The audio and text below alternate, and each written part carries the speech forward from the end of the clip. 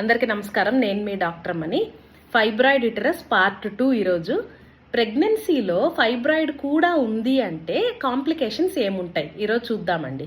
ప్రెగ్నెన్సీలో baby already form అయిపోయింది అనేసి అంటే ఫైబ్రాయిడ్ సైజ్ ఏమైనా పెద్దగా ఉంటే బేబీ పెరగడానికి అక్కడ ప్లేస్ సరిపోదు. సో బేబీ అనేది ఇట్లా తలకిందులుగా మామూలుగా సెఫాలిక్ పొజిషన్లో ఉంటుంది కదండి, మామూలు కాన్పుకి అనువుగా ఉండేటట్టు. అలా ఉండడానికి దానికి ప్లేస్ సరిపోక, పొజిషన్ సరిపోక అది ఇట్లాగా అడ్డంగా కానీ లేకపోతే ఇలా పైకి ఎదురు కాళ్లతో కానీ ఉండే అవకాశం ఉంటుంది. సో నార్మల్ డెలివరీలు అనేవి సాధ్యపడవు. ఫైబ్రాయిడ్ సైజు పెద్దగా ఉందంటే బ్లీడింగ్ కూడా అవ్వడానికి అవకాశం ఎక్కువ ఉంటుంది.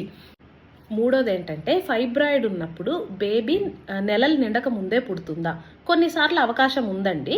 ఫైబ్రాయిడ్ ఒకవేళ బేబీ గ్రోత్కి అడ్డం పడుతుంది అనేసి అంటే ఇలాంటి కాంప్లికేషన్స్ వచ్చే అవకాశం ఉంటుంది. ఇది కాక డెలివరీ టైంలో విపరీతంగా బ్లీడింగ్ అయ్యే అవకాశాలు కూడా ఉన్నాయి. సరే, ఇవన్నీ భయపెట్టడానికి చెప్పట్లేదు, ఇవి పాసిబుల్ కాంప్లికేషన్స్. అన్నిటికీ ట్రీట్మెంట్స్ ఉన్నాయి. ముందే మనము ట్రీట్మెంట్ ప్లాన్ ఏంటి అనేది మైండ్లో పెట్టుకొని దాన్ని బట్టి మీరు డాక్టర్తో డిస్కస్ చేస్తూ ముందుకెళ్తే ఖచ్చితంగా మనకు సక్సెస్ అనేది ఉంటుందండి. భయపడాల్సిన అవసరం లేదు. ఇంకొకటి, బ్లడ్ అనేది చాలా ఇంపార్టెంట్. ఫైబ్రాయిడ్ యుటరస్ కాంప్లికేటింగ్ ప్రెగ్నెన్సీస్లో రక్తం అనేది కనీసం 11-12 పాయింట్లు మెయింటైన్ చేసుకోవాలి. డెలివరీ టయానికి చేతిలో ఒక రక్తం బాటిల్ అనేది రెడీగా ఉంటే చాలా చాలా మంచిది. ఎమర్జెన్సీ ఎప్పుడు ఏది వస్తుందో తెలియదు. ఇలాంటి కేసెస్లో సడన్గా బ్లీడింగ్ ఎక్కువైతే ఎక్కించుకోవడానికి ఒక రక్తం అరేంజ్ చేసి పెట్టుకోవడం మంచిదన్నమాట.